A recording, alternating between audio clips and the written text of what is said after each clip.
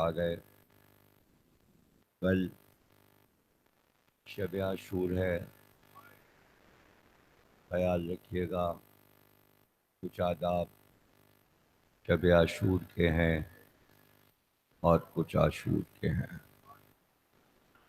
عاشور کے آداب کل عرض کر دوں گا.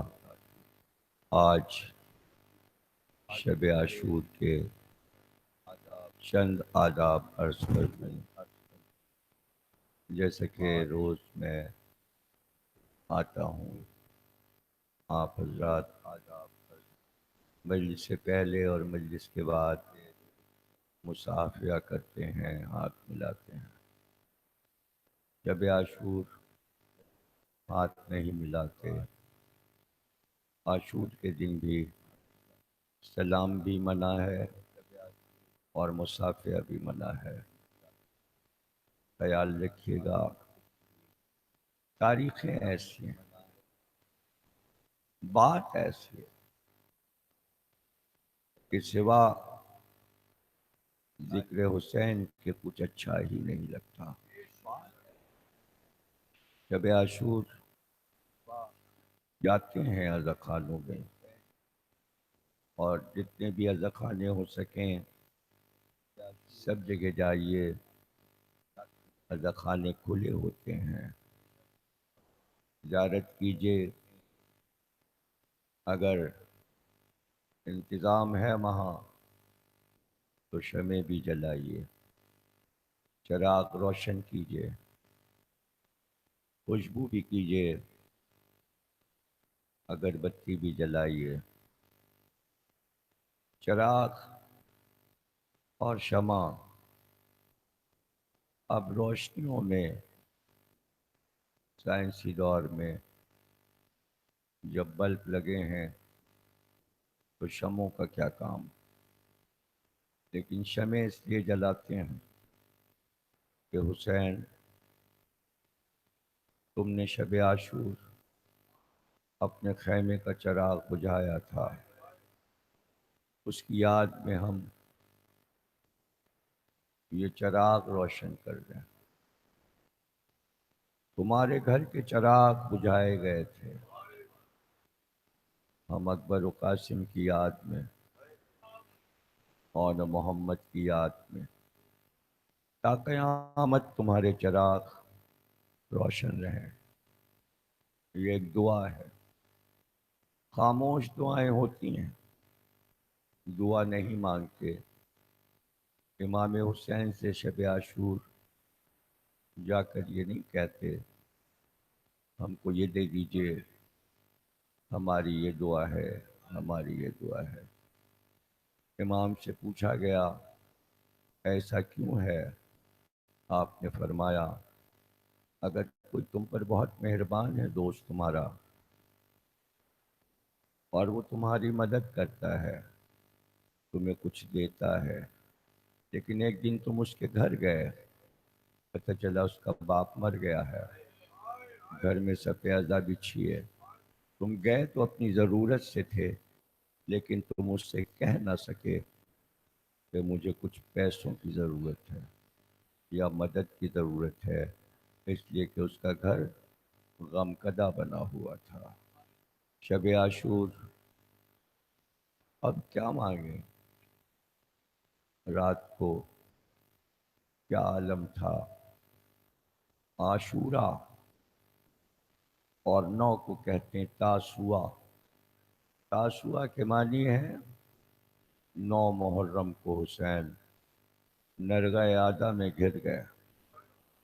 تمام باتیں ختم ہوئیں، گفتگو کا سلسلہ ختم ہوا، اور اب یہی طے ہو گیا تھا کہ حسین کو نہ کہیں جانے دیا جائے، نہ حسین کو پناہ دی جائے، نہ حسین کو پانی دیا جائے. اور اب گھیر لو حسین کو. اور چاروں طرف سے آوازیں تھی قتل کر دو، حسین کو قتل کر دو. یہاں تک کہ رات گزر گئی، صبح نمودار ہوئی، یعنی کہ قیامت کی صبح. تو یہ 2 دن غم ہی غم کے ہیں، کوئی موضوع، ہنسنا، مسکرانا، بلند آواز سے ہنسنا، ٹھٹھا لگانا، سب منع ہے، یہ اچھا نہیں لگتا۔ ابھی تو نئی نئی باتیں ہو رہی ہیں، اس پہ بحث کرائی گئی ہے اس محرم میں اہل سنت کے علماء سے۔ یہ سب مل کے کہہ رہے ہیں کوئی حرج نہیں ہے، شادی کر لو، شادی ہو سکتی ہے، 10 دنوں میں شادی ہو سکتی ہے، ہو سکتی ہے، کر لو۔ جس دن رسول کا جنازہ مدینے میں پڑا تھا، کیا مدینے والے اس دن شادی کر رہے تھے؟ کیا کوئی فتویٰ دے سکتا ہے کہ اس دن بھی شادی ہو سکتی تھی؟ اور اس کے بعد بھی جب فاطمہ رویا کرتی تھی مدینے میں، تو کیا بعد وصال رسول، بعد شہادت رسول، مدینے میں کتنے دن شادیاں نہیں ہوئی؟ کیا کوئی کتاب دکھائے گا کہ بعد کربلا مدینے میں کوئی شادی نہیں ہوئی؟ کب تک شادیاں نہیں ہوئی؟ تاریخ سے پوچھو۔ بحث کرنا آسان ہے۔ اہل سنت کے وہ علماء پہلے بھی اس طرح کی بحثیں کرتے رہے ہیں۔ اب تو سب کے ہاتھ میں ٹیلی ویژن ہے، ہر مکتبہ فکر کا اپنا ٹیلی ویژن ہے۔ لیکن میں یہ سمجھا دوں بہت پیار سے کہ شیعہ حضرات زیادہ متاثر نہ ہوں ان سے۔ پاکستان بنانے کا مقصد یہ نہیں ہے، ساتھ رہنے کا مقصد یہ نہیں ہے کہ ہم اپنا عقیدہ تبدیل کر دیں گے۔ اگر کوئی اس خواب و خیال میں ہے تو پڑا رہے خواب خرگوش میں، ایسا نہیں ہوگا۔ عقیدے نہیں بدلے جائیں گے۔ ہم کل بھی اسی عقیدے پر تھے، ہم 1400 سال پہلے بھی اسی عقیدے پر تھے، ہم اپنے بچوں کو بھی اسی عقیدے پر قائم رکھیں گے کہ عباس مردہ جلا سکتے ہیں۔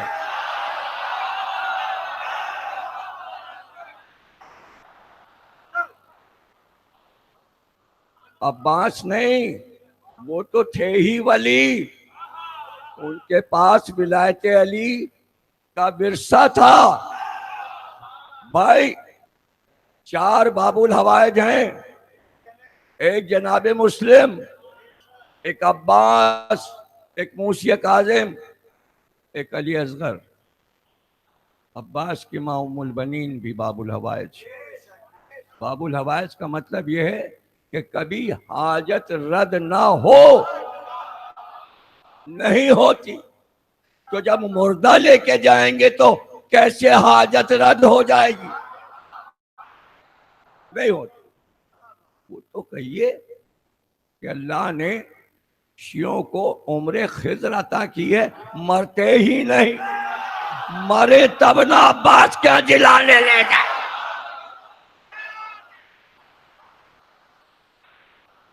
کوئی زنجیر کے ماتم میں کوئی نہیں مرتا، کما کے ماتم میں کوئی نہیں مرتا، زائرین میں کوئی نہیں مرتا، راستے میں کوئی نہیں مرتا، کربلا کے مجمع میں پھنس کے کوئی نہیں مرتا۔ ارے وہ حاجیوں پہ کرین گرتی ہے، ارے وہ حاجیوں میں بھگدڑ مچتی ہے۔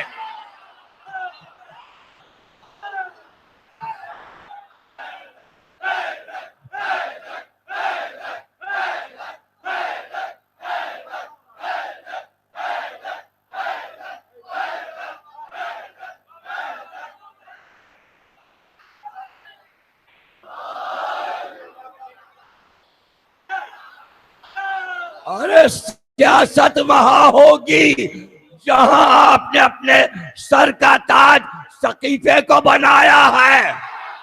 جہاں غدیر ہے وہاں سیاست نہیں ہے۔ یہاں سیاست نہیں، یہاں غدیر ہی غدیر ہے، یہاں ولایتی ہی ولایت ہے۔ 70 علی کی فضیلتیں خصال میں شیخ صدوق سبھی مانتے ہیں انہیں، کوئی ایسا نہیں ہے جو صدوق کی کسی کتاب سے انکار کر دے، نہیں کر سکتا۔ بات ہو رہی ہے علی والوں کی۔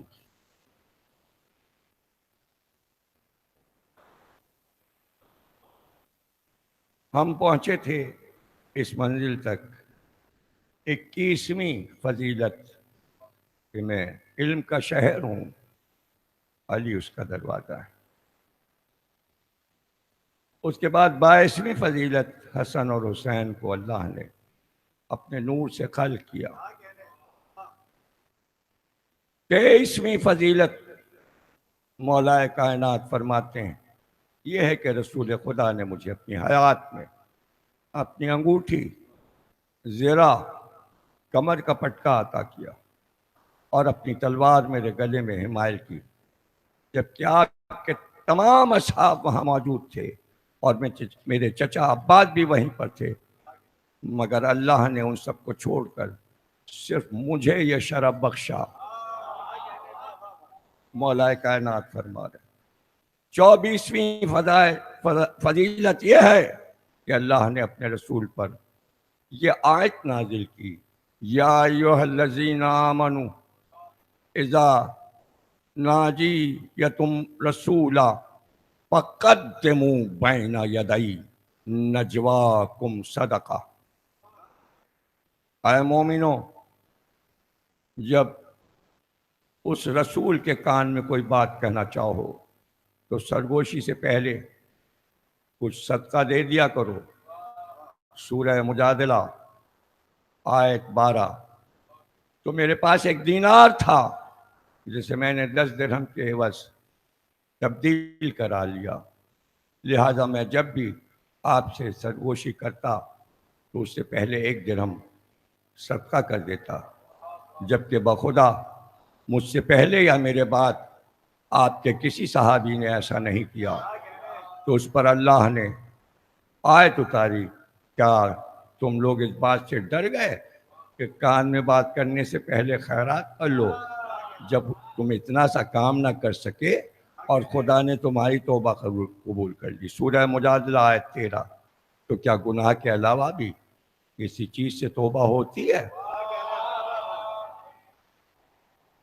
اتنا سا کام نہ کر سکے۔ 25ویں فضیلت میری یہ ہے کہ میں نے رسول خدا کو یہ فرماتے سنا، جب تک میں جنت میں داخل نہ ہو جاؤں دیگر انبیاء پر جنت حرام ہے، اور اسی طرح یہ اوصیاء پر بھی حرام ہے یہاں تک کہ تم اس میں داخل ہو جاؤ۔ اے علی، اللہ نے مجھے تمہارے متعلق وہ خوشخبری دی ہے جو مجھ سے پہلے کسی نبی کو نہیں دی۔ مجھے یہ خوشخبری دی ہے کہ تم اوصیاء کے سردار ہو۔ روز قیامت تمہارے دونوں بیٹے حسن اور حسین جوانان جنت کے سردار ہیں۔ 26ویں فضیلت یہ ہے کہ میرا بھائی جعفر جنت میں ملائکہ کے ساتھ پرواز کرتے ہیں کہ انہیں در، یاقوت اور زبرجد کے 2 پروں سے آراستہ کیا گیا ہے۔ اور 27ویں فضیلت یہ ہے کہ میرے چچا حضرت حمزہ سید الشہداء ہیں۔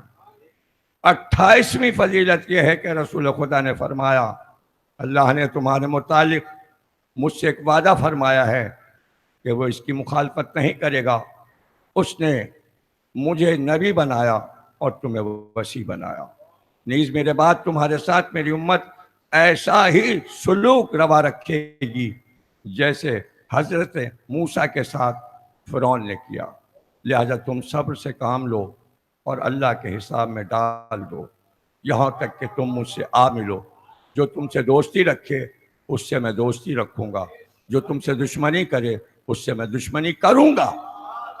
اور 29ویں فضیلت یہ ہے کہ رسول خدا کو یہ فرماتے سنا، اے علی، تم صاحب حوض کوثر ہو کہ تمہارے علاوہ کسی کی ملکیت نہیں ہے کوثر، اور عنقریب تمہارے پاس ایک قوم آئے گی اور تم سے کوثر کا پانی پلانے کی درخواست کرے گی تو تم کہو گے نہیں، قطرہ بھر بھی نہیں، نہیں قطرہ بھر بھی نہیں، لہذا وہ لوگ سیاہ رو وہاں سے لوٹ جائیں گے تو اس کے بعد میرے اور تمہارے شیعہ تم پر وارد ہوں گے تو تم کہو گے جی بھر کے سیراب ہو جاؤ، لہذا وہ سیراب ہوں گے اور وہاں سے سفید چہروں کے ساتھ سیراب ہوں گے۔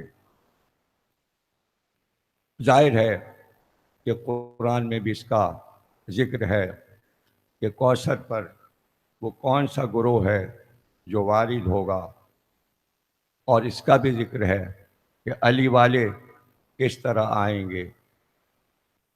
کوشش کی تھی کہ پورے عشرے میں 70 فضیلتیں سنا دوں، لیکن 70 فضیلتیں عشرے میں ساری کی ساری، ایک ایک فضیلت پر جہاں ایک ایک عشرہ ختم ہو جائے تو 70 فضیلتیں کیسے کوئی سنا سکتا ہے 10 دن میں؟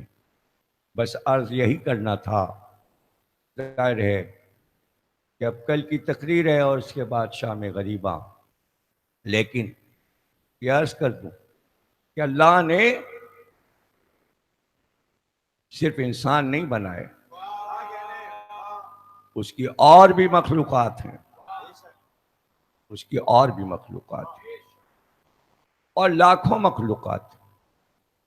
صرف 4 ایسی ہیں جو آپ کے آس پاس ہیں، یعنی خود انسان، حیوانات، نباتات اور جمادات۔ سب سے اشرف انسان کو اس لیے رکھا کہ اسے عقل عطا کی۔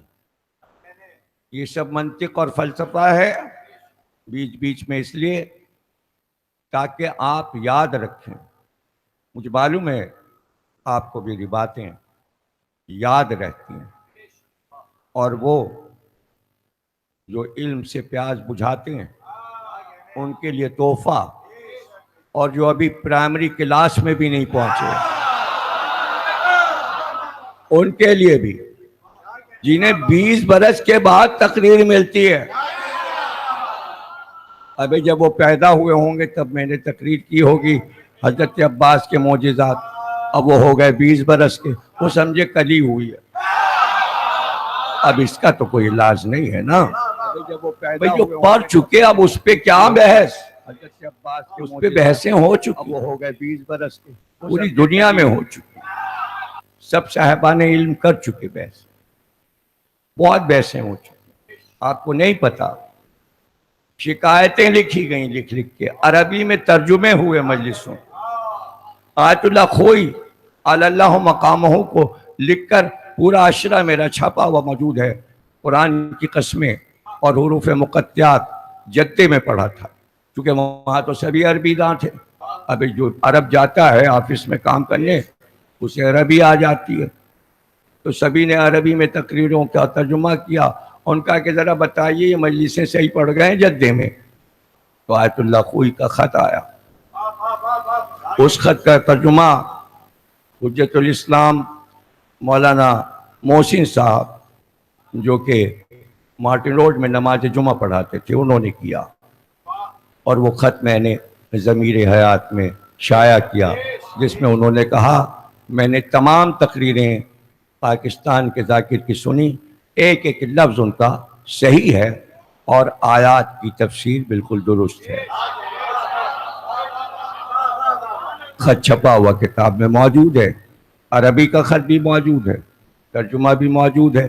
یہ سب باتیں ہو چکی ہیں، یہ بات 1986 کی ہے۔ اب 86 میں جو پیدا ہوا وہ بتائے کہ وہ کتنا بڑا ہے، کتنے برس کا ہے۔ 86 میں جو پیدا ہوا ہے، جب میں نے حج کیا تو کتنے سال ہوئے 1986 کے بعد آج 2018 میں؟ 32 سال کا ہو گیا نا، آج 32 سال والے کا ذکر ہے۔ پتا تو چلے 32 کا ہوتا کیا ہے۔ نبوت کی کس منزل پر ہوتا؟ وہ ولایت کی منزل پر تھا، ولی تھا، عباس ولی تھے۔ جو ولی ہوتا ہے، یاد رکھیے، انسانوں میں اللہ نے عقل دے کر ممتاز کیا ایک سے دوسرے کو۔ سب کی عقلیں برابر نہیں ہیں، کسی کو کم دی، کسی کو زیادہ دی، لیکن جن کو دی انہوں نے عقل کے استعمال میں کنجوسی کی، اس لیے وہ آگے نہ بڑھ سکے، اپنی عقل کو دبا کر بیٹھ گئے۔ جنہوں نے اپنی عقلوں کو استعمال کیا وہ کائنات میں مشہور ہو گئے۔ ہم یہی چاہتے ہیں کہ آپ نہ کوئی سائنٹسٹ بن کے ایجادیں کریں کہ جہاز بنائیں، کمپیوٹر ایجاد کریں، ایسی کوئی ایجادیں کریں اور مشینیں بنائیں۔ ہم صرف دنیا کو یہ بتانا چاہتے ہیں کہ عشق علی میں شہرت کیسے پائی جاتی ہے۔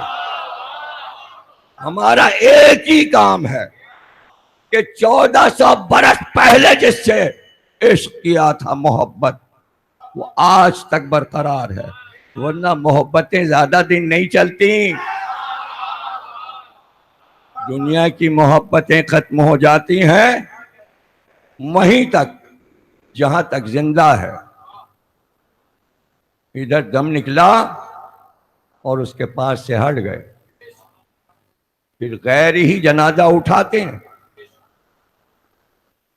گھر والوں کو دور رکھتے ہیں، قریب نہیں جانے دیتے۔ پھر کہاں کوئی کھڑے ہو کے قبر پہ چلاتا ہے، ارے یہ کل تک ہمارے ساتھ تھا، کہاں اس کو گاڑ رہے ہو، روک لو۔ کوئی کہتا ہے روک لو، جانے والا چلا گیا۔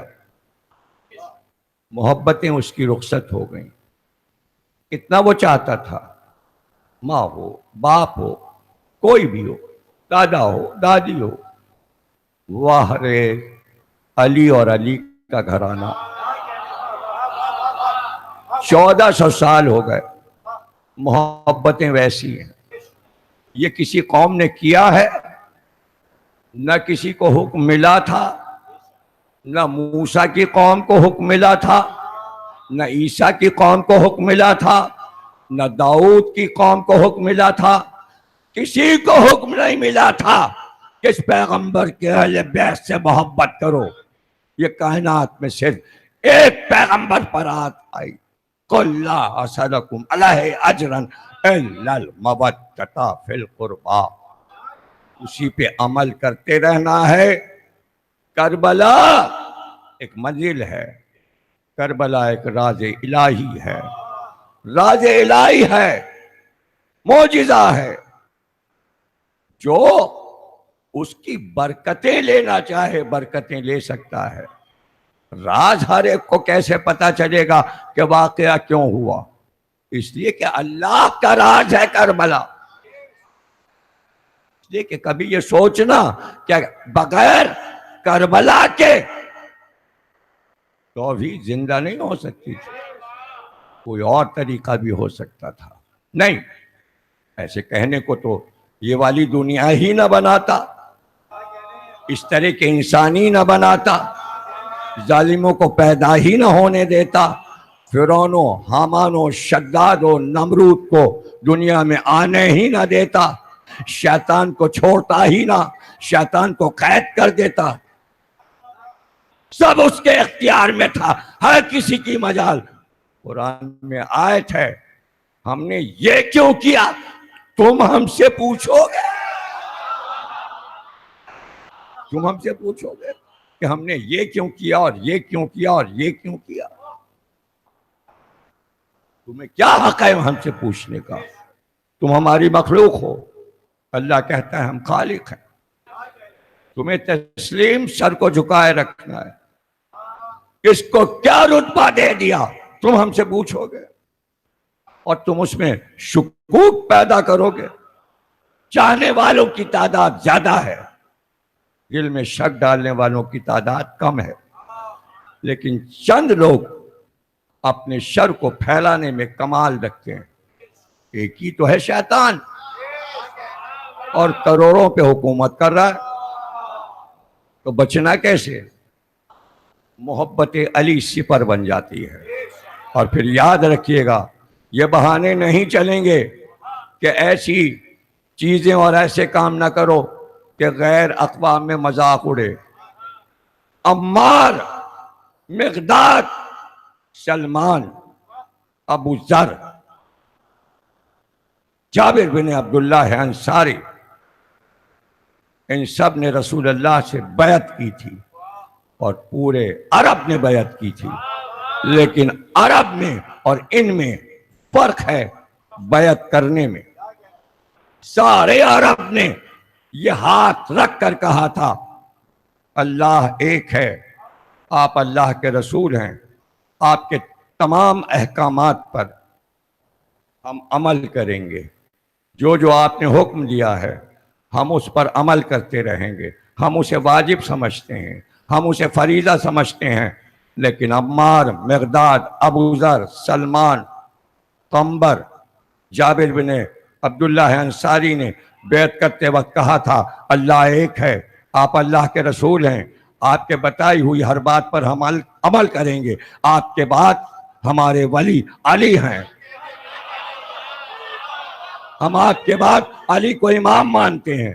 بات یہاں پہ ختم نہیں ہوئی.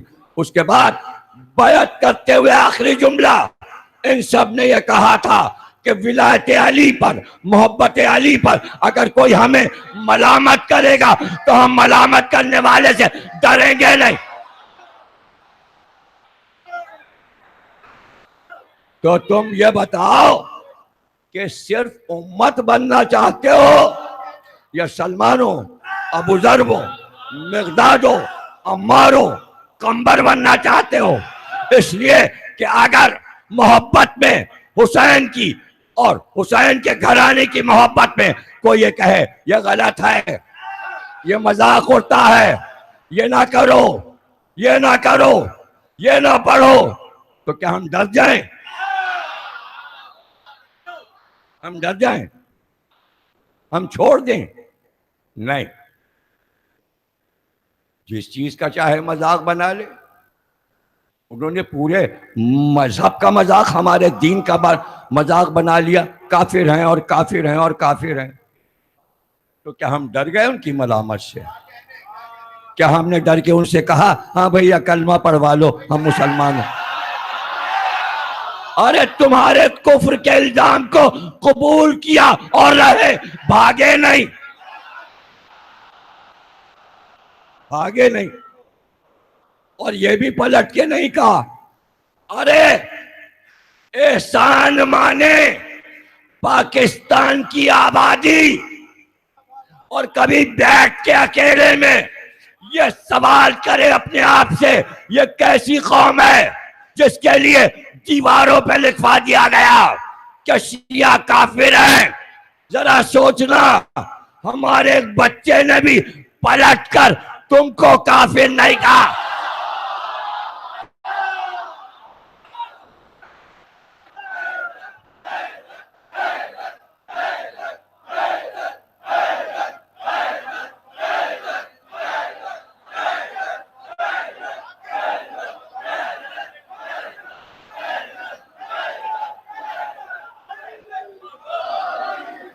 اور پھر جب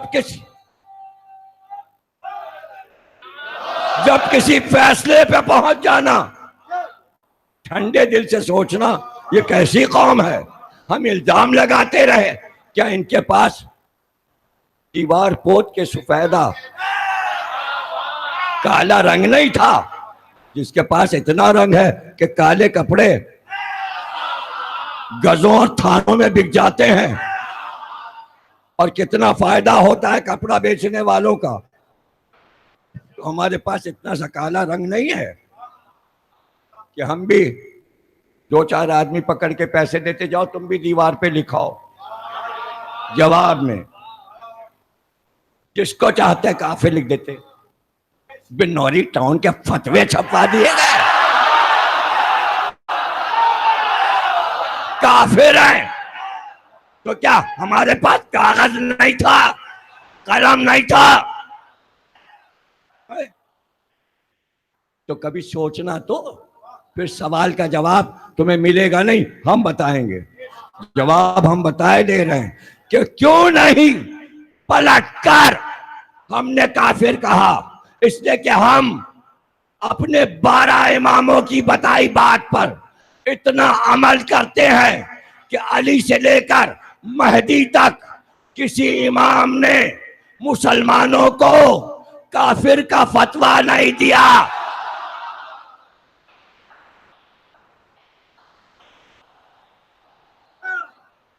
علی نے یہی کہا سب مسلمان ہیں۔ اگر علی کافر سمجھتے، سن لو جملہ، اگر علی امت کو کافر سمجھتے تو چوتھی خلافت پہ آ کے ان کے سر پہ نہ بیٹھ جاتے۔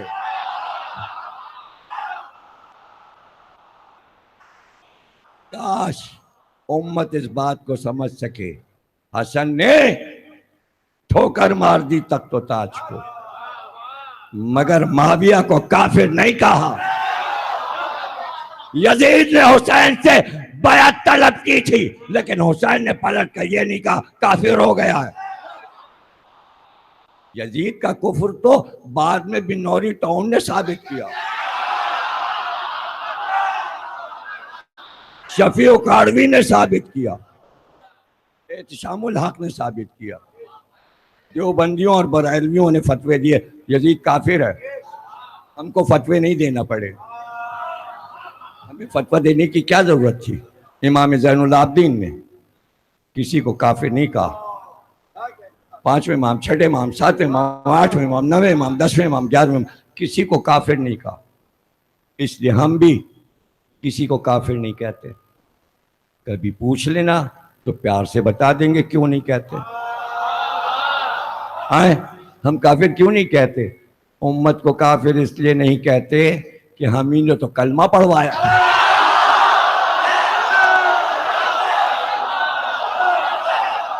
اب دوسرا جملہ سن لو، کافر اس لیے نہیں کہتے کہ ہماری وجہ سے تو تم اسلام پہ رکے ہوئے ہو، ورنہ اب تک تم اسرائیل میں بیٹھے ہوتے۔ یہودی ہوتی امت، یہودی ہوتی۔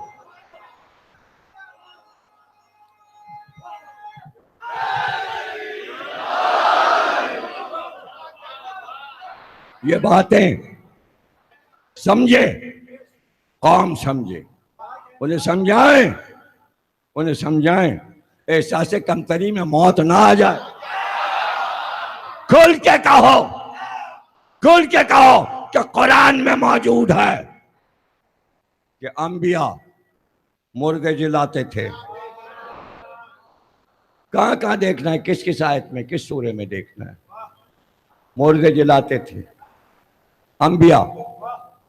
ہاں صحیح کہہ رہے ہو تم، انبیاء جلاتے تھے، انبیاء جلاتے تھے۔ اگر میں بتاؤں بھئی تم تو خیر مانی لوگ ہیں، لیکن میں تو سب کو منوانا چاہ رہا ہوں۔ سورہ الحمد کے بعد کون سا سورہ ہے؟ سورہ بقرہ۔ بقر، انگریزی قرآن اٹھا کے دیکھو کہ ترجمہ لکھا ہوگا کاؤ، گائے والا سورہ۔ بقر گائے، یہ گائے نام کیوں ہے سورے کا؟ گائے نام کیوں ہے؟ وہی سنانے جا رہا ہوں کہ اتنا بڑا سورہ، 250 سے زیادہ آیتیں، اور نام اس کا گائے۔ کیوں؟ الحمد کے بعد پہلا سورہ، اور وہ بھی ایک جانور کے نام پہ۔ اشرف تو انسان ہے۔ گائے، عنکبوت، مکڑی، نہل، مکھی، نمل، چیونٹی، فلادیات، گھوڑا جس سے تم چڑھتے ہو،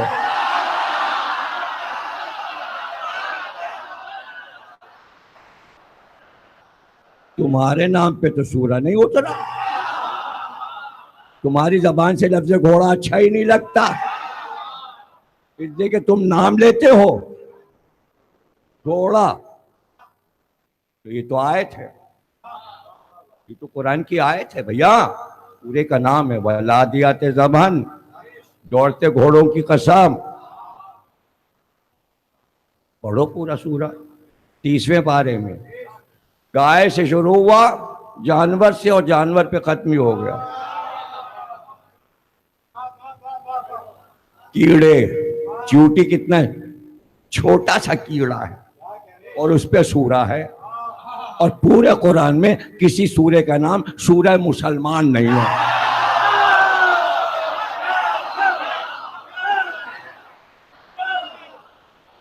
گائے ہے، گائے ہے، سورہ علم کے فوراً بعد گائے ہے. بنی اسرائیل میں ایک یہودی تھا، بڑا دولت مند، بڑا پیسہ تھا اس کے پاس. اسے قتل کر دیا کسی نے. پوری قوم نکل پڑی اور اس کے بیٹے نے مقدمہ پیش کر دیا. حضرت موسیٰ کے سامنے مقدمہ آیا، قاتل پکڑا جائے. موسیٰ، آپ کو اللہ نے سارا علم عطا کیا ہے، آپ پوری قوم کے چہرے دیکھیے اور بتا دیجئے فلاں قاتل ہے. گئے حضرت موسیٰ اللہ کے پاس، پوری قوم کہہ رہی ہے قاتل چاہیے. پروردگار قاتل نہیں مل رہا. اللہ تو دیکھ رہا تھا نا اس کا قتل. تو جہاں قاتل بھاگا ہوگا، چھپا ہوگا، اللہ کو تو پتا ہوگا. تقریر سمجھ میں آپ کے نہیں آ رہی شاید.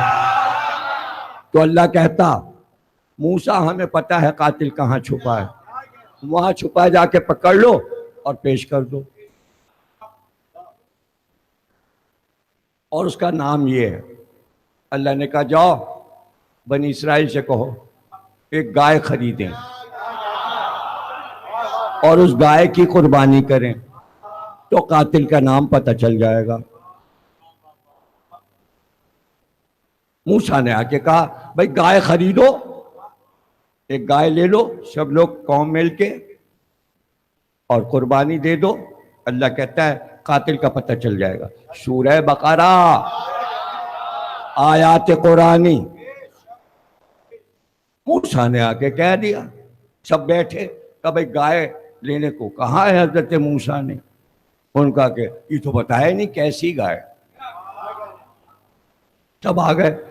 کہ اللہ نے تو یہ بتایا نہیں کہ کس رنگ کی گائے ہو، اس کا رنگ کیا ہو، اس کی عمر کیا ہو، یہ سب بھی تو پتہ چلے. لیجئے یہ ہے وہ قوم بنی اسرائیل جو کوئی بات بتاؤ تو کہتے ہیں اچھا گائے کی قربانی کہہ رہے ہیں، رنگ کون سا ہو، عمر کیا ہو. بنی اسرائیل کی حرکتیں پڑھیے اور پوسٹیں بنائیے ان کی حرکتوں کی تو آپ کو آئینہ نظر آ جائے.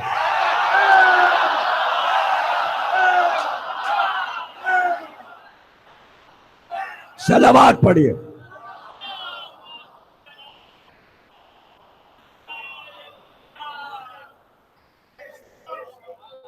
ضرور دیکھیے کیا حرکتیں تھیں، کیا کیا حرکتیں. اے موسیٰ کہو اپنے اللہ سے، ابھی تو کپڑے دھو کے پھیلائے تھے دھوپ میں، بادل آ گئے، بارش ہو گئی، کپڑے گیلے ہو گئے.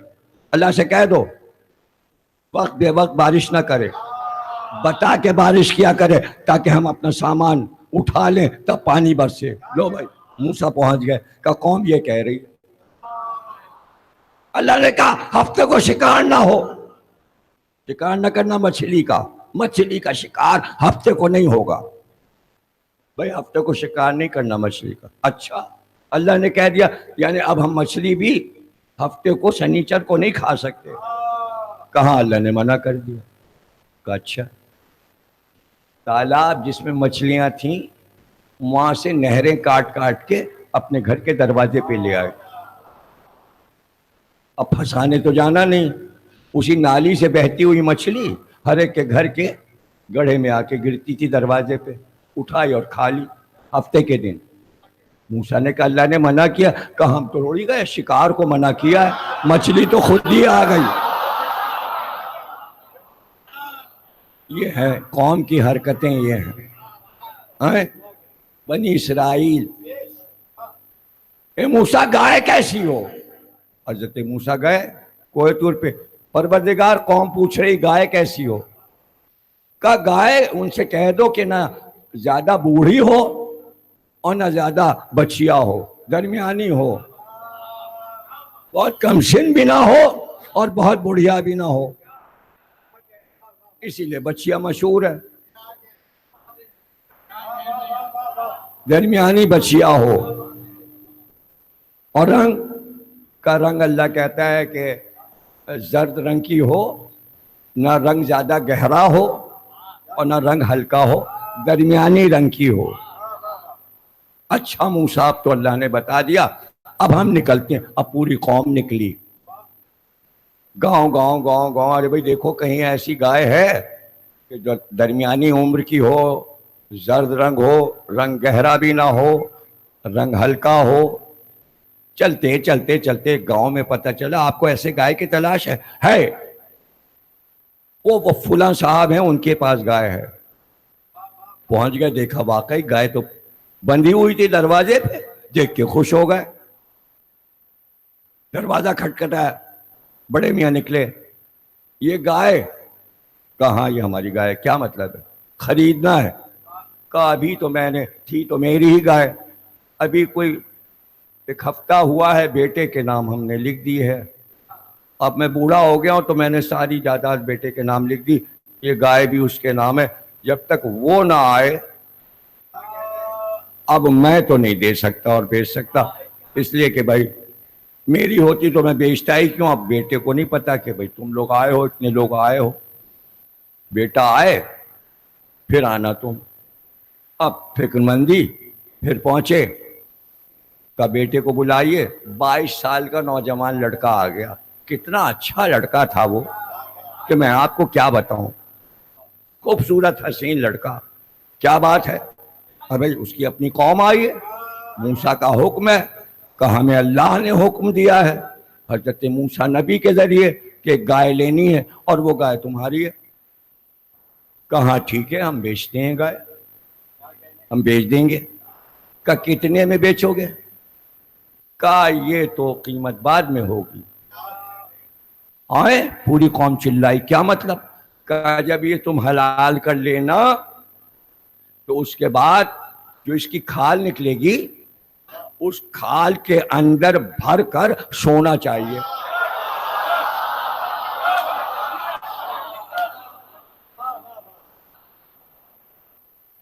سب ایک دوسرے کا منہ دیکھنے لگے.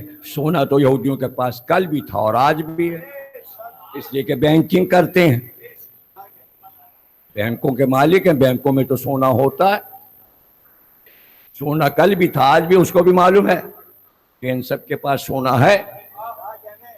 وہ آئے کہ حضرت موسیٰ گائے تو مل گئی، پر وہ کہتا ہے کہ حلال ہونے کے بعد جو کھال ہو اس میں سونا بھر کر چاہیے اس کو. موسیٰ نے کہا دینا پڑے گا، اب جو قیمت وہ مانگ رہا ہے وہ تمہیں دینا پڑے گا. سب نے کہا ٹھیک ہے. ایک قاتل پکڑا جانا ہے، ایک قاتل پکڑا جانا ہے بھائی. اس کے لیے یہ اہتمام، اس کے لیے یہ سورہ کہ تراویح میں کھڑے کھڑے اتنا لمبا سورہ گائے کا قصہ پڑھیں. یہ کیا پڑھ رہے ہیں؟ یہ کیا قصہ ہے؟ عبادت ہے، تلاوت ہے، ثواب ہے. اللہ نے ثواب بنا دیا. غور کرو، ثواب ہے. یہ قصہ اللہ اپنے لفظوں میں آیتیں بنا کر بھیج رہا ہے اس قصے کو. گائے لے لی. اب کہا گائے تو لے لی، اللہ سے پوچھئے قاتل کیسے پکڑا جائے گا؟ اللہ نے کہا گائے حلال کرو، یہ گائے جب حلال ہو جائے اس کی قیمت ادا کرو جتنی وہ جوان مانگ رہا ہے، پھر اس گائے کے گوشت کا ایک چھوٹا سا ٹکڑا لے لو، اور وہ ٹکڑا لے کر اس مقتول کی لاش کے پاس جاؤ جو مر گیا، یہ گوشت کا لوتھڑا اس پہ مارو، جیسے ہی مارو گے وہ زندہ ہو جائے گا اور قاتل کا نام بتا دے گا۔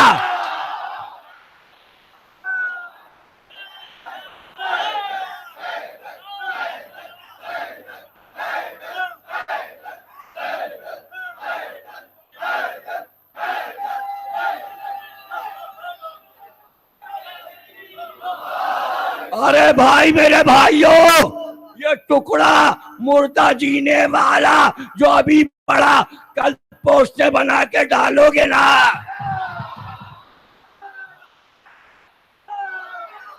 ڈالو، نیچے لکھنا القرآن، اور اگر یہ خطرہ ہو کہ بیان کرنے میں الفاظ ادھر ادھر ہو گئے تو قرآن سے دیکھ کے لکھنا۔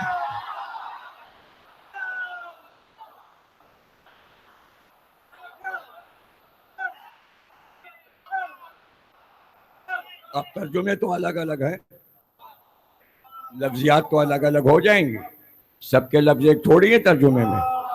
جب ایک چیز بہت سے لوگ لکھتے ہیں تو سب کے اپنے لفظ ہوتے ہیں، کیا پریشانی ہے؟ ہو جاتا ہے ایسا، سب کچھ تم نے نہیں دیکھا، سارے ترجمے جمع کرو، مودودی صاحب نے کیا لکھا، تھانوی صاحب نے کیا لکھا، شیعوں کے مقبول احمد صاحب نے کیا لکھا، فرمان علی صاحب نے کیا لکھا، اس کا ترجمہ کیا ہوا؟ میرے تو سب ترجمے دیکھے ہوئے ہیں، میں نے تو سب کے لفظ اکٹھا کیے، لب لباب سنا دیا، اب تم پڑھ لو، جاؤ۔ گائے حلال ہوئی، گوشت کا لتھڑا لے کر مردے پہ مارا گیا، وہ اٹھ کے بیٹھ گیا، زندہ ہو گیا، اس نے مقتول نے قاتل کا نام بتا دیا، قاتل پکڑا گیا۔ گائے کے گوشت نے ایک مردہ جلا دیا۔ ارے تم تو گائے کے گوشت کے لوتھڑے سے بھی گئے گزرے ہو۔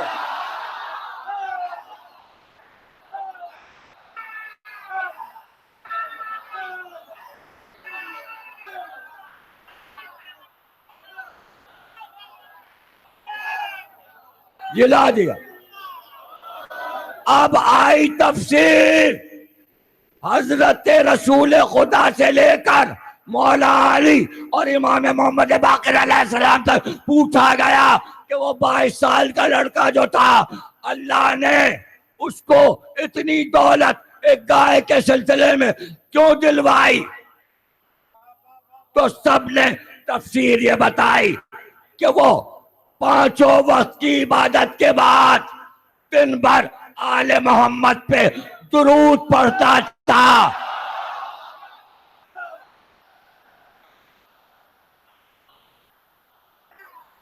وہ جوان درود پڑھنے کا عادی تھا آل محمد پر، اس لیے جتنی کتابیں وظائف کی ہیں اٹھا کر دیکھ لو، جہاں یہ لکھا ہوگا کہ اگر آپ کو دولت کی طلب ہے تو زیادہ سے زیادہ تسبیح اللہم صلی علی محمد وآل محمد پڑھو، دولت آئے گی۔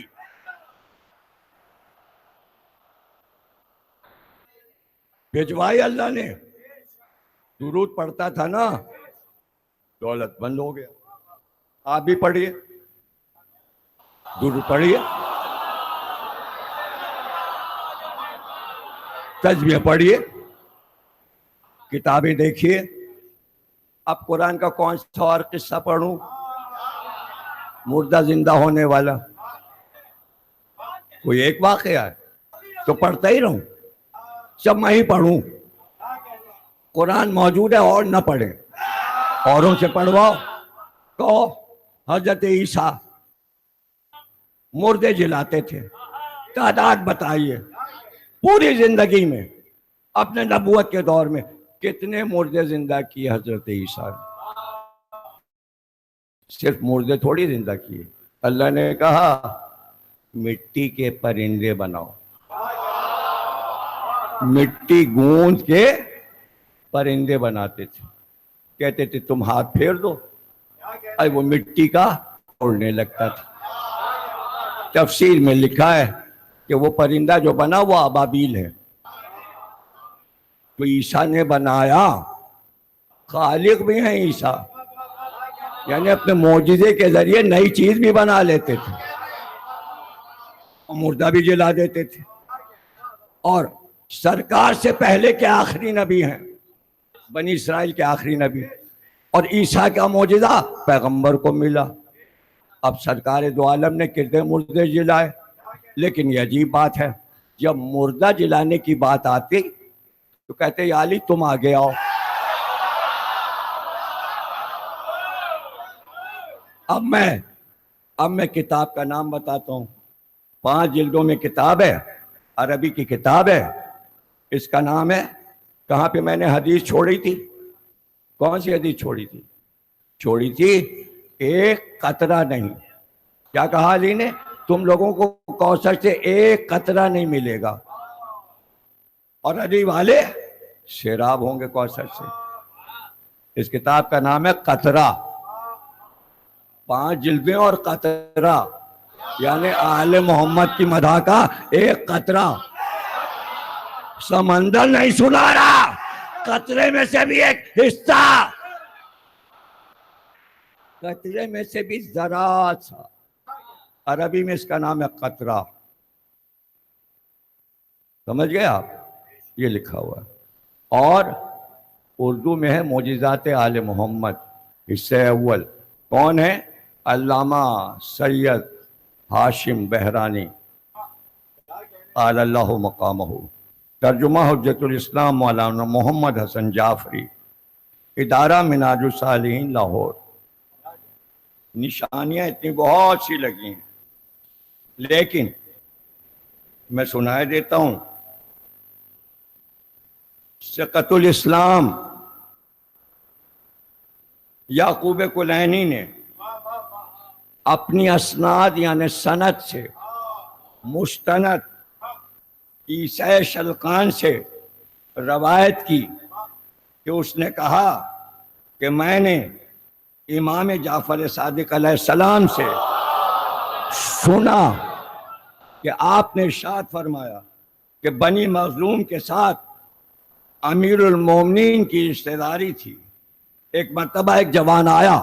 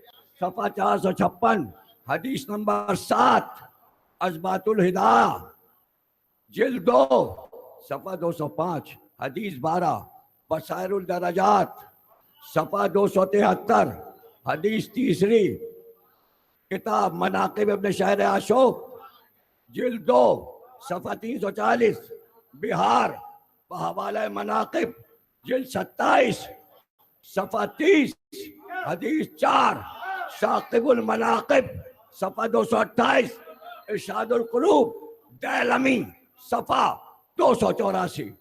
کتنی کتابیں چاہیے؟ کتنے حوالے چاہیے؟ نام سنا ہے ان کتابوں کا؟ شکلیں دیکھی ہیں ان کتابوں کی؟ ارے یہ تو ایک عام آدمی آیا، میرا بھائی زندہ کر دو۔ حضرت نوح کے 3 بیٹے تھے، سب سے بڑے سام، پھر حام، پھر یافس۔ نوح کی نیابت سام کو ملی۔ سام نبی تھے، نوح کے بڑے بیٹے۔ کشتی میں یہ تینوں بھائی تھے۔ سام سے نوح کی نسل چلی۔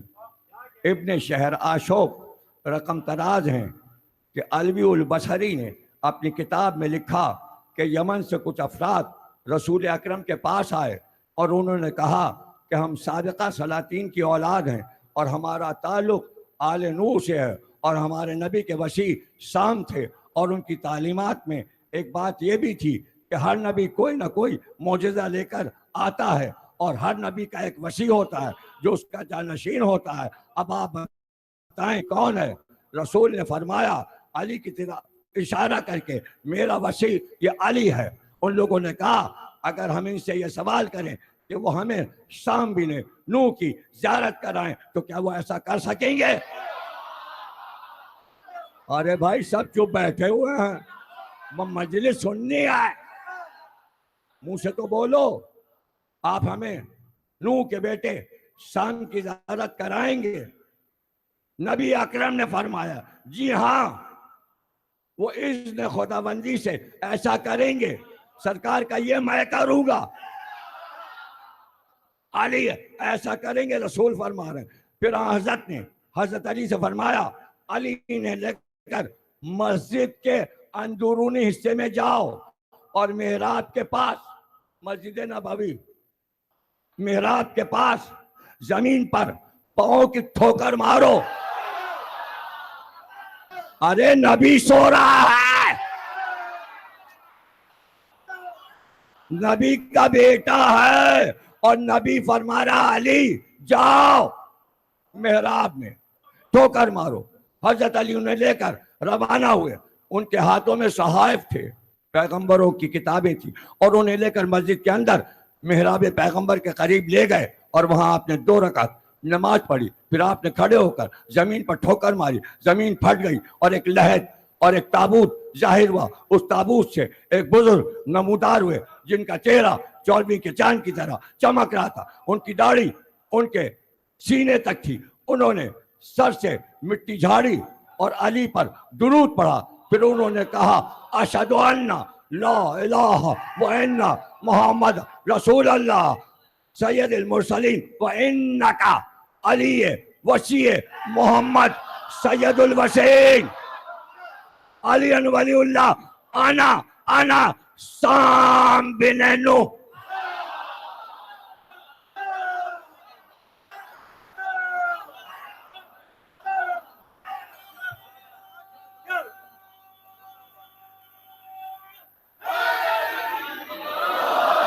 یہ اتنے ہیں، 1 2 3 4 5 7 صفحے، 152 تک صرف علی نے جو مردے جلائے ہیں وہ الگ میں نے نشان لگائے ہیں کہ جہاں امام حسن نے مردے جلائے ہیں، پھر میں نے نشان لگائے ہیں، یہاں پر نشان لگا ہوا ہے کہ جہاں امام حسین نے مردے جلائے، اور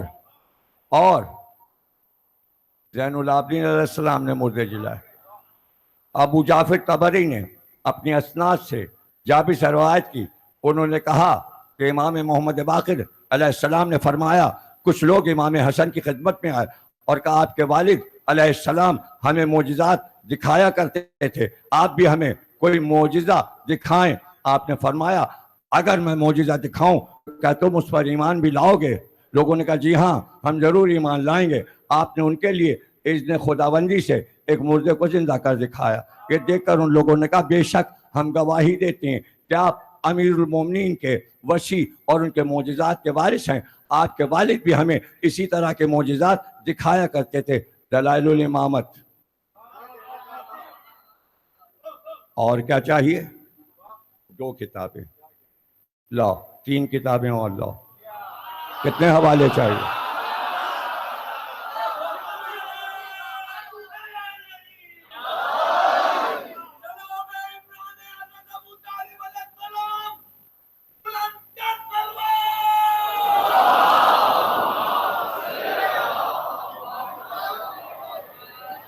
دیکھیے اوپر لکھا ہے مستند عربی کتاب خصائص عباسیہ کا اردو ترجمہ، خصائص عباس علمدار، مؤلف آیت اللہ شیخ محمد ابراہیم کلباسی النجفی۔ اس کتاب میں شک ہے؟ ایران کی چھپی ہے، آیت اللہ کی کتاب ہے۔ یہ بتاؤ کہ کتنے معجزے حضرت عباس نے جو مردے جلائے ہیں وہ سناؤ، اور کب تک سنو گے؟ یہ مجھے آپ بتا دیں تو میں سناؤں پھر۔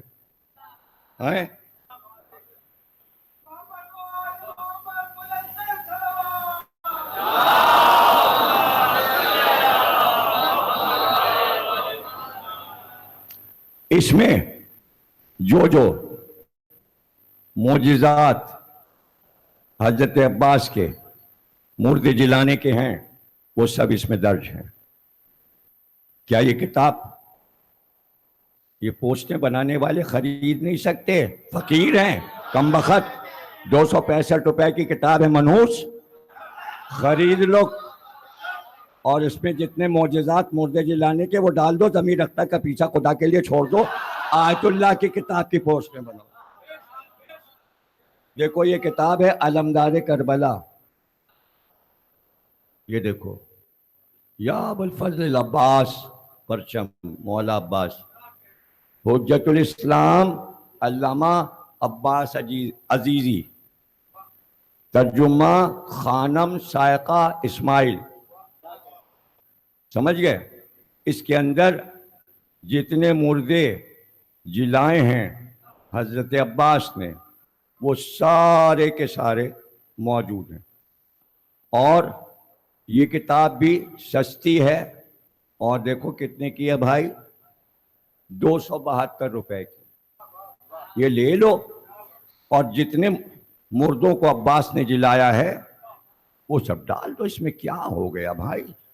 صرف ضمیر اختر کی خطابت پہ بھروسہ کیے بیٹھے ہو، کتابیں کیوں نہیں پڑھتے؟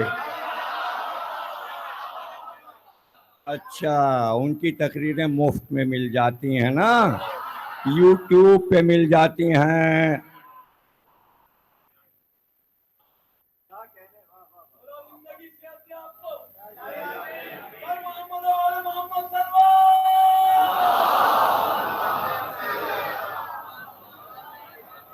اس کی ہیڈنگ ہے قمر بنی ہاشم جیسا سرپرست۔ یہ پورا واقعہ پرانے ایران کے بادشاہ کا ہے، اور اس نے ایک شادی کی تھی۔ ظاہر ہے میں اتنا بڑا قصہ پڑھوں گا تو وقت میرا بہت صرف ہو جائے گا۔ اس سے ایک بیٹا ہوا، وہ بیٹا قتل ہو گیا۔ اس کی ماں نے حضرت عباس کو پکارا، یہاں سے پڑھے دیتا ہوں۔ حالت بیداری میں وہ لڑکی قمر بنی ہاشم سے متوسل ہوئی، یعنی وسیلہ شروع کیا اس نے، اسے مکاشفہ ہونے لگا، یعنی ایسا ہوا کہ جیسے رابطہ ہو رہا ہے۔ بس جیسے ہی رابطہ ہوا حضرت عباس سے، صفحہ 242، سارا بیابان نور سے منور ہو گیا۔ آسمان سے فرشتے نازل ہونے لگے۔ لڑکی نے آواز دی، کیا معاملہ ہے؟ فاطمہ زہرا اس بیابان میں تشریف لا رہی ہیں۔ اچانک ایک ہودج آسمان سے بیابان کی طرف اترا۔ اس ہودج سے پیغمبر اکرم، علی، فاطمہ اور حسن اور حسین باہر تشریف لائے۔ پیغمبر نے فرمایا، یہ عورت تازہ تازہ مسلمان ہوئی اور اس نے دامن حضرت ابو الفضل کو پکڑا ہے۔ اور یہ معجزہ حضرت عباس کا، پنجتن آسمان سے اترے، پکارا اس نے عباس کو، آئے پنجتن۔ اب سمجھو عباس کی عظمت کیا ہے، کہ رسول اللہ کہہ رہے ہم سب اس لیے آئے کہ اس نے عباس کے دامن کو پکڑا۔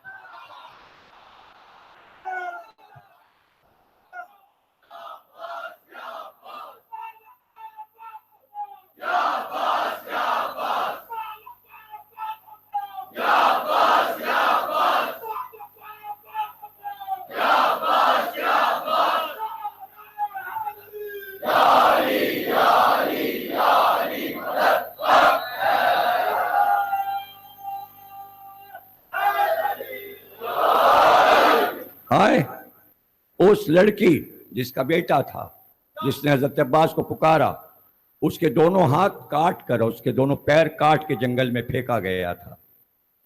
جیسے ہی پنجتن اترے، رسول اللہ نے فرمایا کہ یہ عورت تازہ تازہ مسلمان ہوئی ہے، تم سے اچھے تو یہ تازہ تازہ مسلمان پنجتن آئے ہیں، وسیلہ عباس کا۔ رسول اللہ نے فرمایا میں دعا کرتا ہوں تم سب آمین کہو۔ پیغمبر نے اس دعا کے بعد لڑکی کے ہاتھ اور پاؤں کو اپنی جگہ پر لگایا تو وہ پہلے سے بھی عمدہ حالت میں آ گئے۔ لڑکی نے حضرت فاطمہ کے دامن کو پکڑ لیا اور عرض کیا آپ نے قمر بنی ہاشم کے توسط سے میری حاجت پوری کر دی، اب میرے بیٹے کو بھی میری طرف پلٹا دیں، زندہ کر دیں۔ چنانچہ اس کا بیٹا زندہ اسے عطا کر دیا گیا۔ پھر حضرت فاطمہ نے فرمایا اب کیا چاہتی ہو؟ بیٹا کہا ہے نا عباس کو، تو جب تک کہ یہ معجزے ظاہر نہ ہو، عباس کو فاطمہ زہرا نے بیٹا کہا ہے، کہنے لگی میں چاہتی ہوں کہ کربلا میں قمر بنی ہاشم کی قبر کے کنارے ان کی غلامی کرتے کرتے زندگی گزار دوں۔ واہ! ارے کچھ بھی مانگ سکتی تھی، دنیا کی دولت مانگتی ملتی۔ اس نے کہا عباس کی غلامی میں روزے پہ زندگی گزر جائے، میں نے تو اس بچے کا نام بھی عباس رکھا ہے۔ پھر وہ عورت بچے کو ساتھ لے کر کربلا پہنچی، یہاں تک کہ اس کا بیٹا 16-17 برس کا ہو گیا۔ ایک رات سلطان نے، بادشاہ نے خواب میں دیکھا کہ ابا عبداللہ الحسین اسے فرما رہے ہیں آ جاؤ ہم سے اپنی امانت لے لو۔ جنگل میں بیوی بھی ٹکڑے ٹکڑے تھی اور بیٹے کو بھی قتل کر دیا گیا تھا۔ امانت امام حسین اپنے پاس لے آئے، عباس کے وسیلے سے وہاں پہنچ گئی۔ وہ سمجھ گیا اس میں کوئی مسئلہ ہے تو فوراً عازم کربلا ہوا۔ ایک دن زیارت کے لیے حضرت عباس کے روضے پر گیا تو جب باہر آنے لگا، مؤذن نے خوبصورت آواز میں اللہ اکبر کہا۔ سلطان حیران ہو گیا اور وہیں ٹھہر گیا۔ مؤذن نے اذان دی اور گھر کی جانب جانے لگا۔ ادھر سلطان کو اس کی آواز اتنی پسند آئی کہ سلطان کی آنکھوں سے آنسو جاری ہو گئے۔ جب مؤذن سلطان کے سامنے سے گزرا تو اس نے مؤذن کے دامن میں مشت سونا ڈال دیا۔ 16 سال جوان کہنے لگا میری ماں نے کہہ رکھا ہے کہ تم ابوالفضل عباس کے نوکر ہو، کسی سے پیسے نہ لو۔ ایسے ہوتے ہیں عباس کے غلام، تم ایک ایک پوسٹ پہ فیس بک سے پیسے لے رہے ہو، خوب پیسے مل رہے ہیں، سب خوب پوسٹیں چل رہی ہیں، پیسے سب کو مل رہے ہیں۔ ادھر سلطان کو اس کی آواز اتنی پسند، آنسو جاری ہو گئے اور اس کے دامن میں سونا ڈال دیا۔ سلطان اس بچے سے اتنی محبت کرنے لگا کہ اس کے بغیر قرار نہیں آیا اور کہنے لگا اپنی ماں سے کہنا کہ ایران کا بادشاہ آپ کا مہمان ہوگا، پرانا بادشاہ ہے ایران کا۔ جب لڑکے نے ذکر کیا تو وہ کہنے لگی شاہ سے کہو آپ اکیلے ہمارے گھر آئیے گا۔ دوسرے دن سلطان ان کے گھر پر وارد ہوا، سلام کیا۔ عورت نے کہا وعلیکم السلام ایھا الخائن۔ شاعران نے سوال کیا خانم مجھ سے کون سی خیانت سرزد ہوئی؟ کہنے لگے اس سے بھی بڑی خیانت کیا ہو سکتی کہ اپنے ناموس کو ایک یہودی کے ہاتھوں میں دے دیا۔ میں تیری بیوی ہوں اور یہ وہی بچہ ہے جسے یہودی نے قتل کیا، جو خدا نے قمر بنی ہاشم کے وسیلے سے مجھے پلٹا دیا۔ پھر اس کے بعد پورا واقعہ اول سے آخر تک بیان کرتی رہی۔ التماس دعا، انہوں نے لکھا ہے التماس دعا۔ جب یہ واقعہ سنو تو کہہ رہے ہیں میرے لیے دعا کرو۔ مصنف کہہ رہے ہیں، بھائی آیت اللہ کہہ رہے ہیں جب یہ معجزہ عباس کا پڑھ لینا تو میرے لیے دعا کرنا۔ اب یہ کتاب زیر بحث ہے جناب، معجزات حضرت عباس۔ پہلے تو کسی کو حوالہ ہی نہیں مل رہا، جب ذل رضا صاحب اور ذل ثقلین صاحب نے اس کے دونوں ایڈیشن ڈال دیے تو اب یہ شروع ہو گیا۔ ارے بھائی کتاب مستند بھی ہے یا نہیں ہے؟ نہ ہو، کتاب تو ہے۔ ارے بھائی کتاب مانگی تھی، کتاب ہے۔ وسیع خان یہ تنظیم اعضاء کے صدر تھے اور رضویہ کے امامباڑے کے دکان سے چھپی ہے۔ اس وقت تو یہ 10 روپے کی تھی،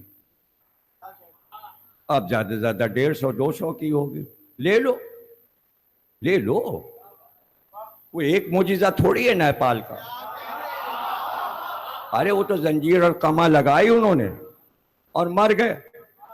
اچھا چلو بے ہوش ہو گئے، لیکن اصل میں ہمارے پاس جو اصلی ہے جہاں سے انہوں نے لیا وہاں یہی ہے کہ مر جاتے ہیں.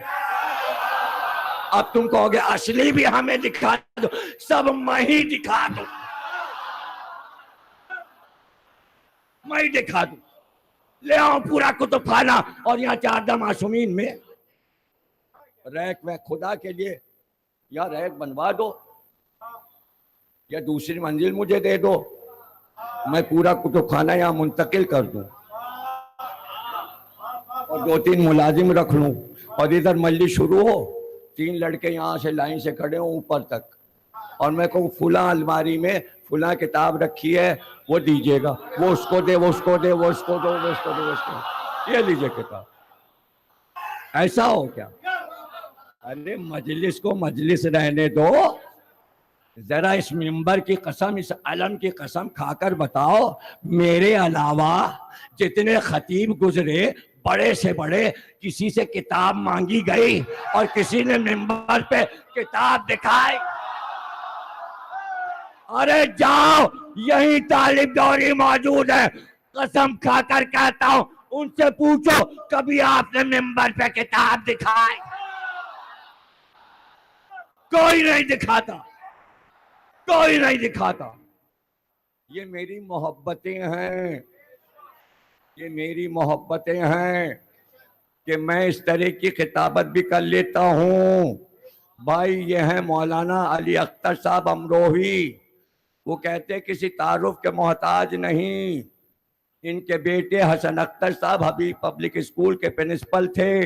1952 میں زیارت کے لیے گئے، سید الشہداء کی زیارت کے لیے، وہاں سے آ کے انہوں نے بیان کیا، مولانا اختر صاحب امروہی کیا بیان کیا. امروہے کا ایک معجزہ سنا چکا ہوں، لڈن جعفری کا. ابھی اس پہ بحث ہو رہی ہے کہ لڈن جعفری کیسے زندہ ہوئے، ابھی اس پہ بحث کر لو کہ وہ کیسے زندہ ہوئے. سمجھ امیر اختر نے ایسے ہی پڑھ دیا ہوگا، بیٹے نے وہاں سے، کہاں سے، دبئی سے اپنی آواز میں لکھ کے بھیجا 1923 میں. بالکل صحیح ہے، میرے ابا مرے جا کے وہیں کربلا میں، اماں لے گئیں لاش، اس نے تفصیل سے بتایا، میں نے تو چھوٹا سا سنایا تھا، میرا نہیں سمجھ میں آیا تو نظر جعفری کا سن لو نا، آواز تو ہے موجود. اماں لے گئیں لاشا، وہ اس میں کہہ رہا بیٹا، لاش رکھ دی حضرت عباس کی زری کے پاس، سب آئے، لاش کو کفنایا، آنکھوں پہ کافور رکھا، منہ میں عقیق ڈالا، اماں سو گئیں، تھک گئی تھی روتے روتے. ایک بار انہوں نے انگڑائی لی، کفن پھاڑا، آنکھوں سے، بیٹا کہہ رہا آنکھوں سے کافور اٹھا کے پھینکا، اٹھے، اماں کا ہاتھ پکڑا، جگایا، کہاں سو گئیں، چلو. اماں بھی اٹھی، بیٹا اور اماں دونوں چلے گئے، عباس نے زندہ کر دیا. واقعہ تو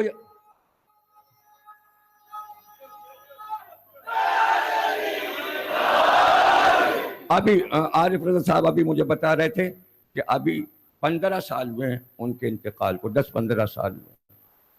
تو ہم نے تو انہیں دیکھا ہے، تو اگر 1923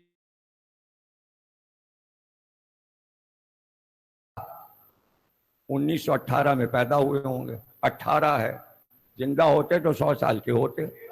سارا امروہہ انہیں جانتا ہے، لڈن جعفری کو کون نہیں جانتا، اور پورا محلہ جانتا ہے جہاں وہ رہتے تھے. کون نہیں جانتا لڈن جعفری کو؟ ایک بیٹا تھوڑی ہے، گواہی میں کئی بیٹے ہیں، سب سے پوچھ لو کیسے زندہ ہوئے. اب یہ تو کتاب ہے نا بھائی، یہ بھی امروہے کے. 1952 14 شعبان جمعے کا دن، کہتے میرا پوتا ہوٹل میں کھڑکی پہ کھڑا تھا، کھڑکی سے ہاتھ ڈالا تو بجلی کے تار جو سڑک پہ جاتے ہیں، اس نے ہاتھ بڑھا کے بجلی کا تار پکڑ لیا، اسی میں لٹک گیا، کرنٹ آیا، بچہ مر گیا. ہاتھوں میں چھالے، پیروں میں چھالے. کہنے لگے میں نے کسی طرح تار سے اس کا ہاتھ چھڑایا تو اس کی لاش میرے ہاتھ پر تھی. ڈاکٹر کو بلایا, پیر تک بڑے بڑے چھالے پڑ گئے تھے, ظاہر ہے اتنے وولٹیج کی بجلی, اور ایک بچہ مر گیا.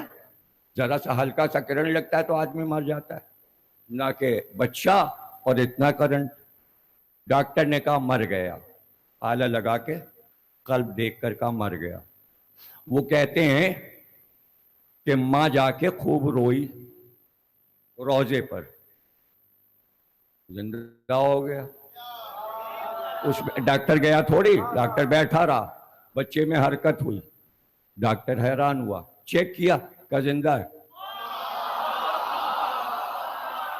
آپ کہو گے بھائی ہم کو یقین نہیں ہے, کون بچہ تھا؟ ارے یہ والا بچہ تھا.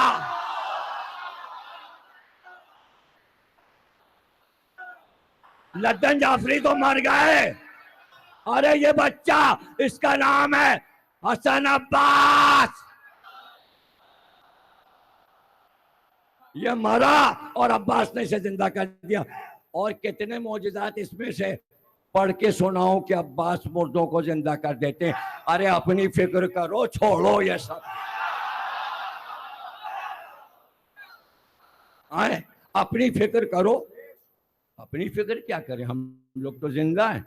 آئے ہائے زندہ ہیں, آئے ہائے زندہ ہیں. قرآن کی آیت ہے, زندہ ہیں چلتی پھرتی میتیں ہیں.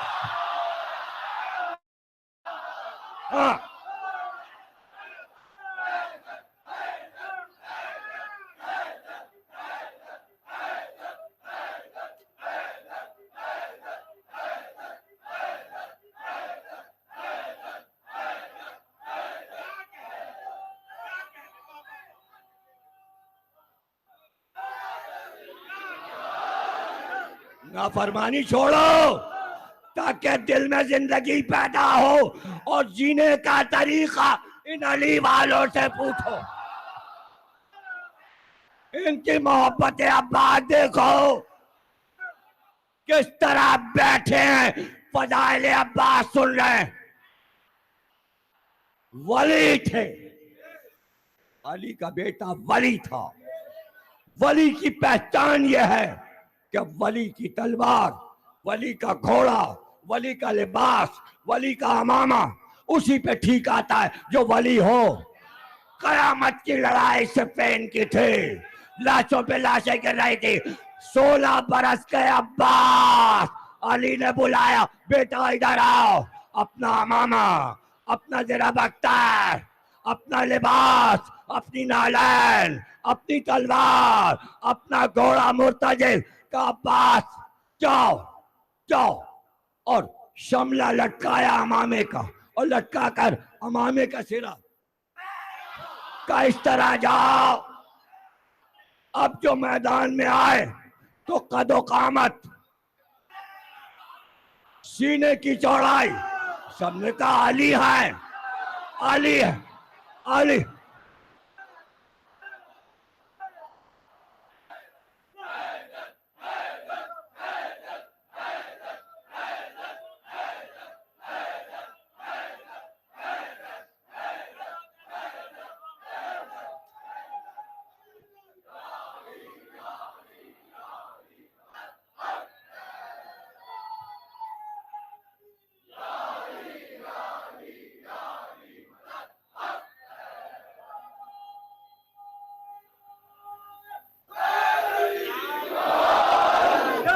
بھیجا گیا ابن شوشہ, سب سے بڑے شام کے پہلوان کو, جا کے قتل کر بہت قتل عام مچایا ہے اس جوان نے. ہیں یہ علی, لیکن یہ سمجھ میں نہیں آتا کہ اب چہرے پہ نقاب کیوں ڈالی. آنکھیں تو نظر آ رہی, آنکھیں تو علی جیسی ہیں, پیشانی تو علی جیسی ہے, چمک چہرے کی علی جیسی ہے. ابن شوشہ نے کہا میرے 7 بیٹے ہیں, ایک بیٹا جائے گا اسے قتل کر دے گا, سب بہادر ہیں. 7 بیٹے کھڑے تھے ابن شوشہ کے, ایک گیا مر گیا, دوسرا گیا مر گیا, 7 بیٹوں کی لاش پڑی تھی. سوار نے شوشہ سے کہا آپ تو غصے میں نکل کے آیا، تلوار چلی، ابن شوشا بھی ٹکڑے ہو کے گرا۔ لوگوں نے کہا اب تو یقین ہے کہ یہ علی ہیں، اس لیے کہ دو ٹکڑے کر رہے ہیں۔ اب سمجھے کہ عرب میں عباس کی دھاک کب سے بیٹھی تھی؟ صفین کی لڑائی تو آج تک عباس کی دھاک دلوں پہ بیٹھی ہے۔ عباس سے بڑی دشمنی ہے، ایسے ہی نہیں عباس کے خلاف باتیں ہو رہی ہیں، کچھ اور لوگ ہیں جو یہ باتیں ان سے کروا رہے ہیں۔ بہت ڈرتے ہیں عباس کے نام سے، بہت ڈرتے ہیں۔ عباس کے تو عالم میں معجزہ ہوتا ہے، لاؤ اسی کتاب میں موجود ہے معجزات عباس میں، کہ کھارا در میں علم منبر کے پیچھے لگا تھا، ایک بار پانی بہنا شروع ہوا، چاندی کی مشق سے پورا کراچی پانی لایا، ختم نہیں ہوا۔ اب میں جملہ کہوں کہ جس کھارا در کے بڑے امام باڑے میں عباس کا معجزہ ہوا، وہاں یہ باتیں ہو رہی کہ عباس زندہ نہیں۔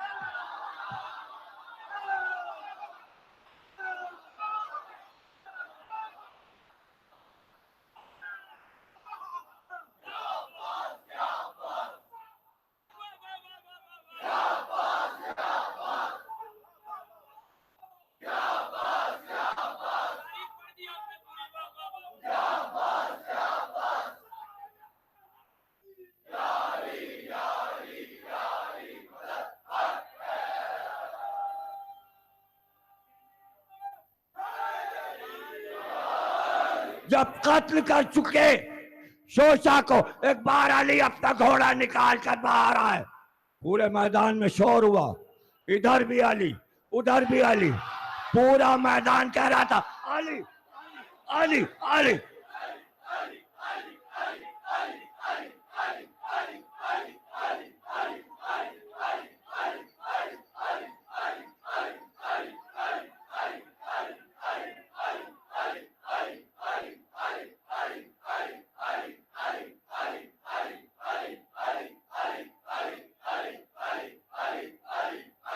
سلامت رہو، تمہارے گھر آباد رہیں، عباس کے پرچم کا سایہ تم سب کے سروں پہ رہے۔ عباس دیکھ رہے ہیں تمہیں، صفین کی لڑائی میں عباس کی ہیبت، ایک بار علی آگے بڑھے، ھذا قمر بنی ہاشم، جیسے کبھی رسول نے کہا تھا ھذا من کنت مولا ہو فعلی مولا، آج علی نے کہا ھذا قمر بنی ہاشم، یہ ہم بنی ہاشم کا چاند۔ جب سے عباس بنی ہاشم کا چاند کہے جاتے ہیں، زمانے کا چاند بن گئے، ام البنین کی آنکھ کا بھی چاند تھے۔ اللہ نے معجز نما بنایا، عباس کے پاس آج بھی معجزیں، زری میں معجزہ، زری میں معجزہ، دروازے پہ معجزہ۔ جس نے نہ دیکھا ہو معجزے وہ کرے ایسی باتیں۔ ہم نے دیکھے ہیں، زیارتوں میں معجزے دیکھے ہیں، روضے پہ معجزے دیکھے ہیں۔ کیا یہ معجزہ کم ہے کہ جہاں خلقت آج امڈی ہوئی ہے، جگہ نہیں ہے، دونوں روضوں میں جگہ نہیں ہے چلنے کی، راستوں میں سڑکوں پر حسین اور عباس کے روضے پر دیکھو، آن لائن دیکھو، عراق ٹی وی دکھا رہا ہے، دیکھو کیا عالم ہے آج کربلا میں۔ کہاں ہے عباس؟ ہے کسی کا ایسا روضہ؟ ہائے، اگر کسی کا روضہ ہے بھی، بنا بھی ہے، تو ظاہر نہیں ہے۔ مقبرے تو ہیں، کوئی قبر پہ نہیں جاتا۔ اللہ، جتنا مجمع حسین کے روضے پہ ویسے ہی عباس کے روضے پہ۔ حوالے مانگتے رہو گے کوئی علم نہیں ملے گا، خود پڑھو، خود سے پڑھو، दूसरों के मोहताज क्यों, आप हवाला दे दीजिए। ऐसे बन जाओ कि जब हम पढ़ें तो तुम बाहर खड़े होके कहो फुला किताब से पढ़ रहे हैं, सफा नंबर यह है बात। अपने आप के इल्म को पालन करो, और अगर नहीं कर सकते तो फिर इनकी तरह यकीन की मंजिल पे बैठ जाओ। ये यकीन के साथ बैठे हैं कि जो बातें हो रही हैं वो आसमानी हैं। इस वक्त हम जमीन पे नहीं हैं, इस वक्त हम फर्श पे नहीं हैं, हम आश पर। आश लगता है जिक्र अब्बास है, आश पे हो रहा है जिक्र। इधर जारों के काफिले चले और उधर हुसैन ने आवाज दी, अब्बास मेरे जायर आ रहे हैं। अब्बास साथ खैरियत के मेरे जायरों को मेरी कब्र तक पहुंचा दो। कहते हैं अब्बास की निगरानी में काफिले चलते हैं, आज तक किसी जायर का जहाज समंदर में नहीं डूबा, आज तक किसी जायर का जहाज फजा में नहीं गिरा, आज तक कोई ट्रेन टकराई नहीं। जायर साथ खैरियत के जाता है, बल्कि ये भी लिखा है कि जो करबला जाता है उसकी उम्र बढ़ा दी जाती है। जितनी बार करबला जाए उसकी उम्र बढ़ती जाती है। अगर छोटी उम्र भी हो तो ज़ियारत करने से उम्र बढ़ जाती है। बड़े फ़ज़ाइल हैं ज़ियारत के, दोनों कब्रों के, हुसैन की कब्र भी, अब्बास की कब्र भी। बड़े मोजिज़े हैं अब्बास के रोज़े के, सुनाऊं तो अशरा हो जाए। बहुत से अस किस्म मोजिज़ात हैं जो 1400 साल में हज़रत अब्बास के रोज़े पे हुए, और जो रोज़े पे नहीं भी हुए उनकी तादाद भी बहुत है। अरकाट इंडिया का एक शहर है, इसको नज़ीर अकबर आबादी ने अपने कुलियात में नज़्म किया, और बहुत से मौरख़ीन ने लिखा कि एक हिंदू बनिए ने सिर्फ ताज़िया बनाने पर, सबील पे जाने पर अपने बेटे के दोनों हाथ काट डाले और उसे कोठरी में बंद कर दिया। उसको नाम याद था, तकलीफ में उसने पुकारा अब्बास या अब्बास। उसका हुजरा रोशनी से भर गया। अब्बास ने अपने पैरों से उसके हाथ शानों से मिला दिए, वो ठीक हो गया। बड़ा मशहूर वाक़या है, हज़ारों बार छप चुका है। मोजिज़ात हैं अब्बास के। जहाज़ चला, हिजरी 1330 जहाज़ चला, अंग्रेज़ों का जहाज़ था, अमला अंग्रेज़, कप्तान अंग्रेज़, रिपोर्टर जहाज़ पर था।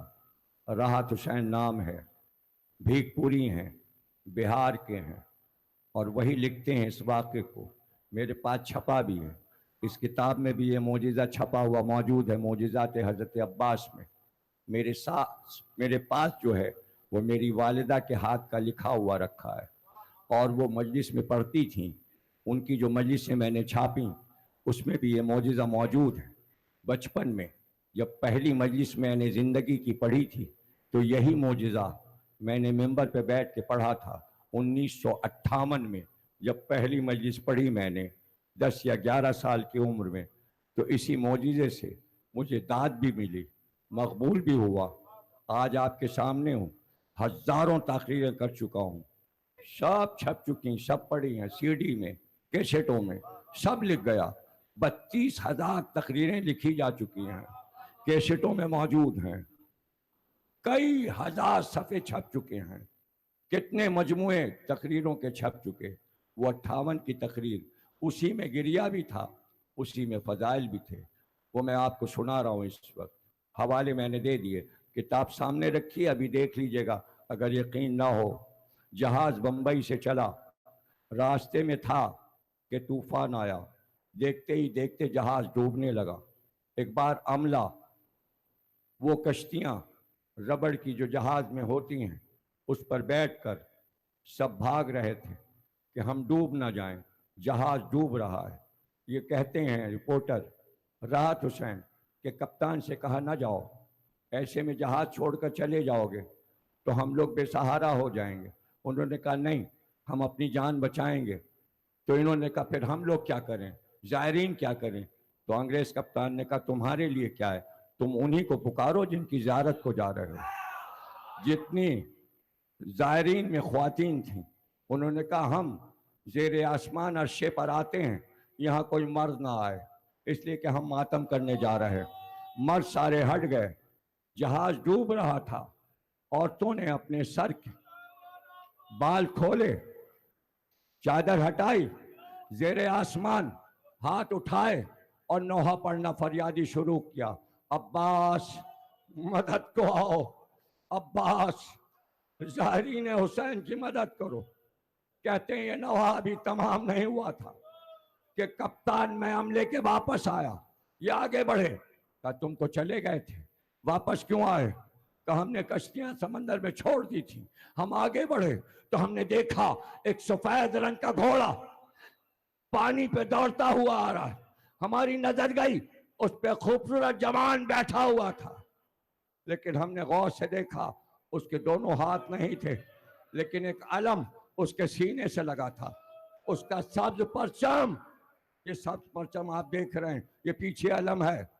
ابھی آپ تابوت سامنے سے عباس کا آئے گا، ابھی علم آئے گا عباس کا، آپ اتنی دیر ماتم کیجئے گا کہ زیارت وہاں سے چل کر خیال کیجئے گا مجمع اتنا ہے کہ زیارت دیر میں پہنچے گی، ماتم جلدی ختم نہ کیجئے گا، نقی صاحب کے ساتھ بھی کیجئے، ذل رضا صاحب کے بھی ماتم کیجئے۔ آج تو عباس کا ماتم ہے جس کے ہاتھ نہیں ہے، جس کے ہاتھ کربلا میں کٹ گئے۔ وہ کہتا ہے اس نے آ کر کہا جاؤ، میرے آقا کے ظاہر ہیں یہ، جہاز پر جاؤ، واپس جاؤ۔ وہ کہتا ہے اس لیے ہم لوگ واپس ہوئے، اس نے ہمیں ڈانٹا۔ کہا تو پھر جہاز رکا کیسے؟ کہا ہم نے دیکھا وہ آگے بڑھا، ہاتھ تو نہیں تھے لیکن عجیب انداز سے اس کے پاس ایک نیزہ تھا، وہ نیزہ اشارے کے ساتھ نیچے ہوا، اس نے نیزے کی نوک سے جہاز کو اوپر کرنا شروع کیا، پانی کی لہروں پہ جہاز آیا اور طوفان سے، دھاروں سے نکل کر ڈولتا ہوا جہاز سنبھلا۔ اس نے کہا جاؤ۔ لوگ کہتے ہیں کہ جب زائر چلتے ہیں تو کچھ لوگ اپنے سیدھے ہاتھ کی طرف ایک سایہ دیکھتے ہیں کہ جیسے کوئی سوار ہے، اور ایک پرچم کا سایہ نظر آتا ہے کہ کوئی علم لیے ساتھ چل رہا ہے، وہ عباس ہوتے ہیں۔ دل کی دنیا میں ڈوب جاؤ، محبت کی دنیا میں جاؤ، ہر بات سمجھ میں آ جائے گی۔ دشمنی کی نگاہ سے کسی بات کو سمجھنا چاہو گے، کوئی بات سمجھ میں نہیں آئے گی۔ یہ گھرانہ پیار کا ہے۔ تمہیں پتہ ہے عباس سے حسین کیسی پیار کرتے تھے؟ شب عاشور شمر خیمے کے پاس لشکر لے کر آ گیا، تلواریں چمکا رہا تھا، گھوڑوں کی ٹاپوں سے زمین گونجنے لگی۔ ایک بار کہا عباس میری جان، تم پر میری جان فدا، دیکھو تو کیا کہتا ہے۔ عباس گئے، خطبہ دیا اور کہا میرے بھائی نے کہا ہے جنگ آج نہیں ہوگی، جنگ صبح کو ہوگی، دن کے اجالے میں ہوگی۔ عباس کا جلال، لشکر واپس چلا گیا، پھر لڑائی دن میں ہوئی اور خوب ہوئی، ایسی لڑائی دنیا میں نہیں ہوئی۔ صبح کو لشکر ترتیب دیا، یہ میمنہ ہے، یہ میسرہ ہے، یہ قلب لشکر ہے، ادھر حبیب ہیں، ادھر زہیر ہیں، بیچ میں قلب لشکر پہ علی اکبر ہے۔ علمدار عباس کو بنایا، کہا یہ علم ہے۔ اور پھر وہ وقت آیا، عباس نے کہا میں جاؤں آقا، اجازت ہے؟ کہ تمہیں کیسے جانے دوں، تم تو میرے علمدار ہو۔ عباس نے دائیں دیکھا، پھر بائیں دیکھا، کہ صبح جس لشکر کا علمدار بنایا تھا آقا وہ لشکر اب کہاں ہے؟ وہ لشکر تو نہ رہا۔ کہا عباس ہم تمہیں کیسے جانے دیں،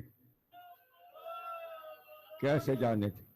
یہ خیمے میں جو بیویاں ہیں ان کا سہارا تم ہو، جب تک عباس تم ہو کوئی بی بی بے آس نہیں۔ لیکن جانے کیا خیال آیا، پیاسے بچوں کی آواز عباس کے کانوں سے ٹکرا رہی تھی۔ خیمے میں آئے، کہاں ہے میری بچی سکینہ؟ پہلی آواز پہ سکینہ آئیں، پوچھا کیا حال ہے؟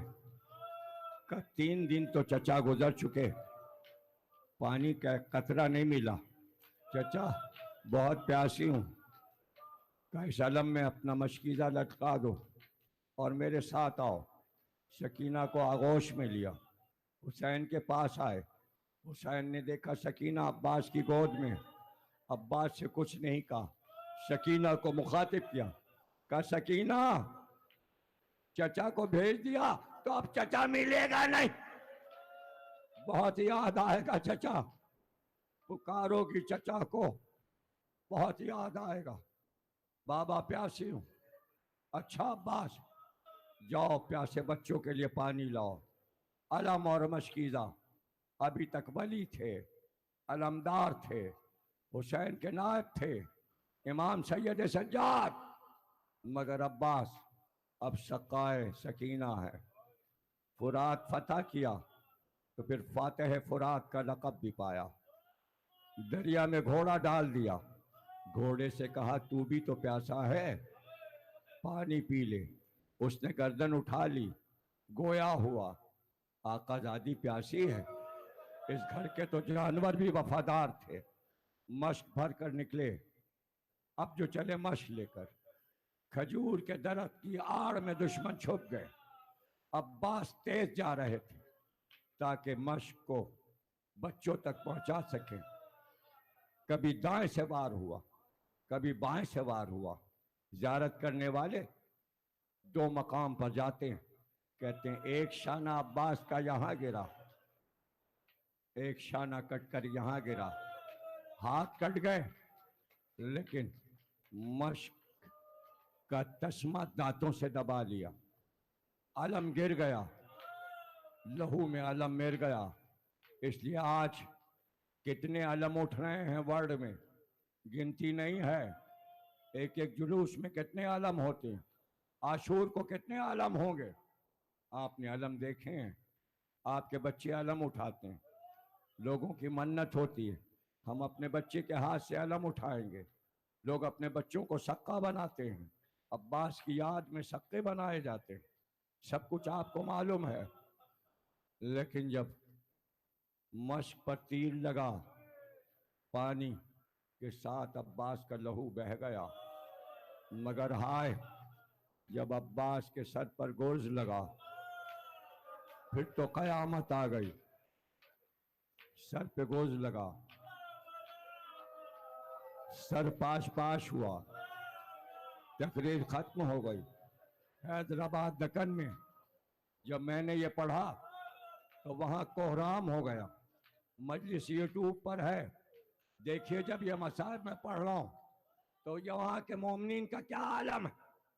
ابھی یہی روایت فرحان نوا خان نے اپنے کیسٹ میں ڈالی ہے، نوا ضلع رضا صاحب نے طرز بنائی ہے، نوا سب سن چکے، اور یہ مصائب آخر میں چند لفظ، قافلہ لوٹا ہوا شام سے ہو کر، کربلا سے ہو کر مدینے واپس آیا۔ سب کو معلوم تھا کہ جب کبھی عید آتی تھی تو کربلا سے پہلے حضرت زینب یہ کہتی تھی بھیا ہماری عید تو جب ہوتی ہے جب ہم عباس کو دیکھ لیتے،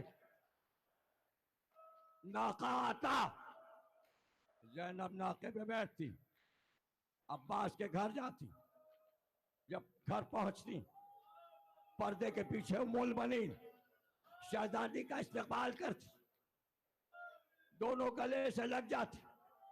4 بھائی عباس کے، عباس، عمران، جعفر، عبداللہ، شہزادی کو جھک کر سلام کرتی، شہزادی دعائیں دیتی، اللہ تمہیں حیات خضر عطا کرے۔ عباس پانی لاتے، بہن کو پلاتے۔ یہ عید زینب کو یاد تھی، بعد کربلا پھر ایک عید اور آئی، یہ پہلی عید تھی۔ مدینے والے کہتے تھے ارے زینب تو عباس کو دیکھ کے عید مناتی تھی، اب تو عباس نہ رہے، عباس تو مارے گئے، عباس کے جوان بھائی مارے گئے، اب زینب کی عید کیسے ہوگی؟ لیکن مدینے والوں نے دیکھا، زینب نے کہا ناقہ منگاؤ، میں ام البنین کے گھر جاؤں گی۔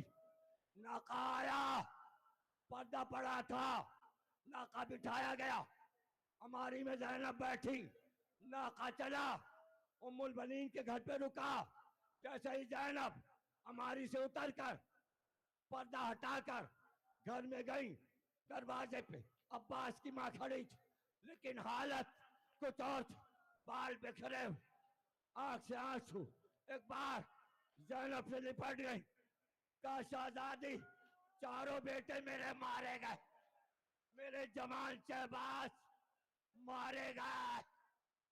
اے بی بی، جب آپ روضہ رسول پر واقعہ کربلا سنا رہی تھی، آپ نے سنایا کہ عباس مارے گئے، مجمع بہت تھا، میں آپ سے ایک بات نہیں پوچھ سکی، اچھا ہوا کہ آج عید کے دن آپ آ گئیں، وہ بات پوچھنا ہے۔